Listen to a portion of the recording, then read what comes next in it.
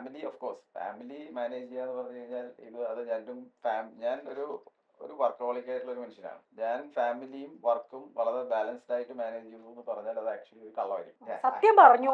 എന്തായാലും ഈ show madam കാണുന്നുണ്ടെങ്കിൽ, വൈഫ് കാണുന്നുണ്ടെങ്കിൽ അവസാനം അവര് പറയും അവസാനം ഇതൊരു സത്യം എവിടെയെങ്കിലും പോയി പറഞ്ഞു. അല്ല, കാണുമെന്ന് പ്രതീക്ഷയാണ് പുള്ളി പറയുന്നത്. അല്ല, ഇത് ഉദ്ദേശം എന്താണെന്ന് മനസ്സിലായോ? സതീഷ് സാറിന് മനസ്സിലായോ? ഇത് അവര് കേൾക്കാനാ പറഞ്ഞത്. അല്ല, അതായത് ബേസിക്കലി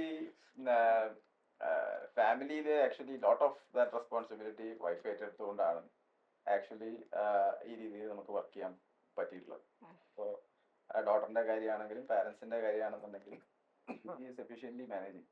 ഇതൊക്കെ എല്ലാ പ്രശസ്തരായ ആൾക്കാരും എല്ലാ ഓഫീസേഴ്സും പറയുന്ന ഗ്ലോറിഫിക്കേഷൻ ആണ്.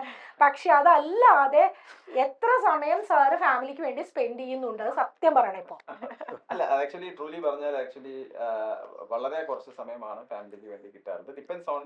ചിലപ്പോഴെങ്കിലും സാറിന് എപ്പോഴെങ്കിലും അതൊരു ഗിൽറ്റി കോൺഷ്യസ്നെസ് ഉണ്ടാക്കാറുണ്ടോ? തീർച്ചയായിട്ടും കോൺഷ്യസ് ആയിട്ട് ചില സമയങ്ങളിൽ ആക്ച്വലി ഹെക്ടിക് ആയിട്ടുള്ള പോസ്റ്റുകളിൽ നിന്ന് നമുക്ക് ഒരു ബ്രേക്ക് എടുത്ത് ചില പോസ്റ്റുകൾ ആർ ഫാമിലി ഫ്രണ്ട്ലി എന്ന് നമുക്ക് പറയാം.